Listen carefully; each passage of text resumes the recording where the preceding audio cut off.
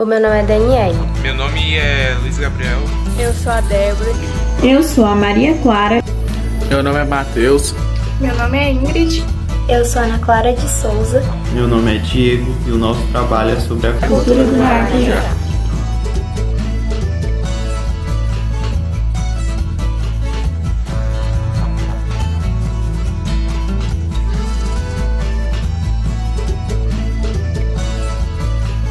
O Brasil é atualmente o maior produtor e consumidor mundial de maracujá, produzindo por ano 1 milhão de toneladas do fruto. A cultura está em franca expansão, tanto para o seu consumo in natura como para a produção de suco. E o maracujá é uma fruta de clima tropical com ampla distribuição geográfica.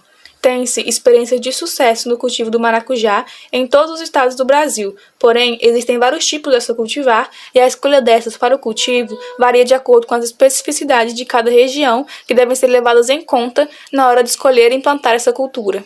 O solo do maracujazeiro pode ser cultivado na maioria das regiões tropicais e subtropicais. Então, os solos mais indicados são os arenosos ou levemente argilosos, profundos e bem drenados. O solo deve ser profundo, arenoso ou levemente arenoso e bem drenado, porque o encharcamento favorece a ocorrência de doenças no sistema radicular, que é a raiz. E para a adubação, o plantio no início das chuvas, que é o início de novembro, aplica 10 gramas de nitrogênio aos 30 dias, 15 gramas aos 60 dias, 20 gramas de neônio, 20 gramas de potássio aos 90 dias e 30 gramas de neônios e 30 dias de potássio. Então, aos 120 dias, o adubo deve ser espalhado num círculo até 0,5 metros de diâmetro da planta. A calagem é a aplicação do calcário, quando necessário. É realizada em toda a área a ser plantada, objetivando neutralizar o alumínio e o manganês tóxico que fornece o cálcio e o magnésio e aumenta o pH do solo com base num critério que eleva a saturação por base para 70%. Plantio. No preparo das mudas, a semeadura deve ser efetuada em sacos de polietileno de 10 por 25 centímetros ou 18 por 30 centímetros, contendo uma mistura de 3 partes de terra para uma de esterco previamente tratada, a fim de se obter mudas sadias. Em cada saco plástico, coloca-se de 4 a 6 sementes, a 1 centímetro de profundidade, cobrindo-as com leve camada de terra. Quando as mudas estiverem com 3 a 5 centímetros de altura, efetua-se o seu desbaste, deixando apenas a mais vigorosa.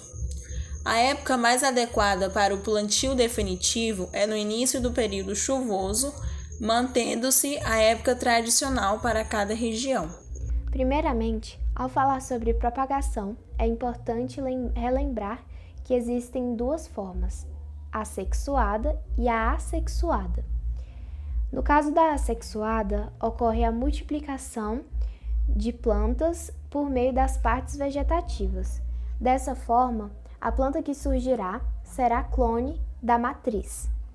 Já no caso da propagação sexuada, ocorre fusão de gameta masculino e gameta feminino, por meio do processo de fecundação. A partir disso, é formado a semente, que dará origem à nova planta a partir desse processo de fecundação. A propagação do maracujá é feita por meio de sementes. Considerando o que eu já disse anteriormente, esse é o resultado de uma propagação sexuada. Ao visar uma maior qualidade da próxima planta que irá surgir, é importante que essas sementes sejam de plantas que se mostrem vigorosas, produtivas e outras coisas que se referem à qualidade da mesma, inclusive a quantidade de suco, que tem que ser uma quantidade maior para garantir uma maior qualidade dos frutos que surgirão dessa planta. Para a secagem das sementes, há principalmente 2 casos. O primeiro é que essas sementes podem secar no interior dos frutos, mas elas também podem ser colhidas e colocadas em um recipiente de vidro para poder fermentar.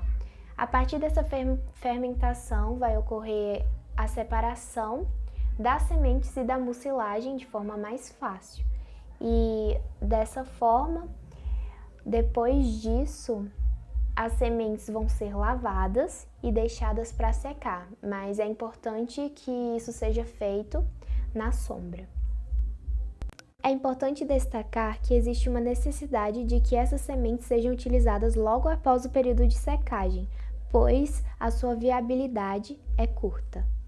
O sistema de condução é mais utilizado para maracujá azedo e é do espadeira vertical, devendo ser construída com madeira de eucalipto tratado. Os esticadores devem ter de 14 a 16 centímetros de diâmetro e de 2,2 a 3 metros de comprimento. As estacas intermediárias podem ser de 6 a 8 centímetros e de 2 de comprimento, e sendo que o arame galvanizado número 12 deve ficar com 1,7 a 2 metros de altura do nível solo, e os morões devem ser fincados a profundidade de 0,7 a 1 metro. A distância mínima entre os morões deve ser de 30 metros entre as estacas e deve ser de 5 a 6 metros. O maracujá silvestre pérola do cerrado produz bem se conduzir no sistema de latada, ou espadeiras que devem ter mais de 2 ou 3 fios de A arame. época mais apropriada para se fazer a poda do maracujazeiro é o início da primavera, quando existe disponibilidade de água no solo e a temperatura do ar já está aumentando. Não deve ser feita também a poda quando a planta já estiver emitindo botões florais, pois o início da produção será retardado. A poda exerce os efeitos estimulantes, propiciando a emissão de novos ramos e de gemas produtivas, refletindo na melhoria da produtividade, rendimento de polpa e número de sementes. A poda de condução ou formação é obrigatória e as demais optativas, dependendo da disponibilidade de mão de obra. Há 4 tipos de poda diferentes. Poda de formação-condução. Como o próprio nome indica, essa é a poda para dar forma à planta e deve ser iniciada tão logo surjam as primeiras brotações laterais, de modo que o modelo de condução clássico seja comprido, ou seja, condução em haste única até o arame com 2 ou 4 brotações laterais, conforme a espaldeira tenha 1 ou 2 arames, respectivamente. Poda de produção.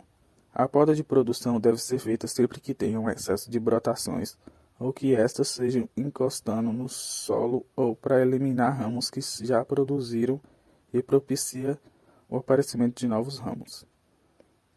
Poda de renovação.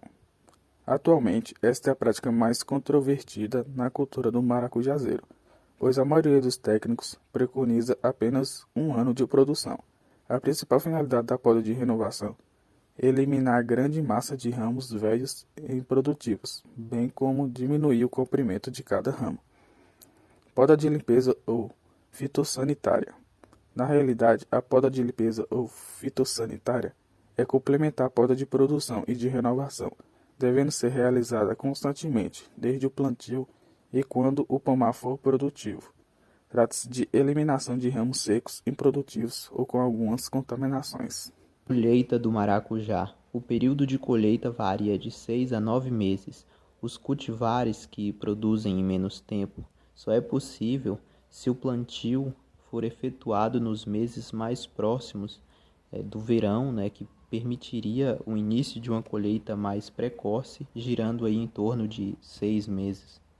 Coleta-se os frutos no chão. À medida que o fruto amadurece, ele cai do pé e é nesse momento que coleta-se os maracujás. Colheita semanal. A colheita semanal pode ser feita semanalmente ou até 3 vezes por semana. A foto 1 é os maracujás que já amadureceram, caíram e estão prontos para a coleta. Na foto 2 são os maracujás que já amadureceram e não caíram espontaneamente. Esses maracujás também podem estar presos por algum motivo. Com isso, antes da colheita, recomenda-se passar nas fileiras e derrubar ou pegar os frutos maduros que ainda não caíram espontaneamente ou que estão presos por algum motivo. Normalmente são porque eles estão presos nos ramos das plantas. Como demonstra a foto 3, que as pessoas estão pegando e caçando os frutos que estão maduros e que ainda não caíram. Rendimento por hectare de 8 a 10 toneladas no primeiro ano, de 15 a 20 toneladas no segundo ano e de 12 a 14 toneladas no terceiro ano. Claro que esse rendimento só pode ser estimado em plantios bem conduzidos, que vai depender aí também de fatores como o clima, o solo, o espaçamento, tratos culturais, a adubação e principalmente o controle fitossanitário. Perda de peso após o colhimento. Os frutos, perdem o peso rapidamente após o colhimento, o que não é bom para o comércio, então eles têm que ser comercializados ou armazenados de imediato. No entanto, o maracujá permite ser conservado por até 40 dias. As principais pragas da cultura do maracujá são as lagartas desfolhadoras, no qual os maiores danos dessas lagartas são nos viveiros de mudas e também mudas recém-plantadas no campo. E além disso, essa lagarta alimenta-se de folhas e de ramos. Ácaro plano. Esse ácaro ele é o transmissor de uma doença, conhecida como leprose dos citros, que provoca lesões que podem provocar a queda dos frutos. A doença ataca também os ramos e as folhas. Percevejo. As ninfas desse percevejo sugam a seiva dos botões florais e também a dos frutos novos. Mosca das frutas. Os frutos que são atacados por essas moscas apresentam sintomas bem característicos, como aparecimento de halo de coloração escura. Abelhas arapuá. Essas abelhas, quando atacam as flores novas, podem provocar a queda. Pulgões. O pulgão ele pode provocar danos diretos e indiretos. Os danos diretos são provocados devido ao funcionamento contínuo da seiva, que prejudica o crescimento da planta que foi atacada. Já os danos indiretos ocorrem devido à picada do inseto, que favorece a inoculação de vírus causadores de moléstias. Já o ácaro branco, quando ataca as folhas, o sintoma geral é o escurecimento delas. Já o ácaro vermelho causa a perda da área foliar, em consequência da queda das folhas.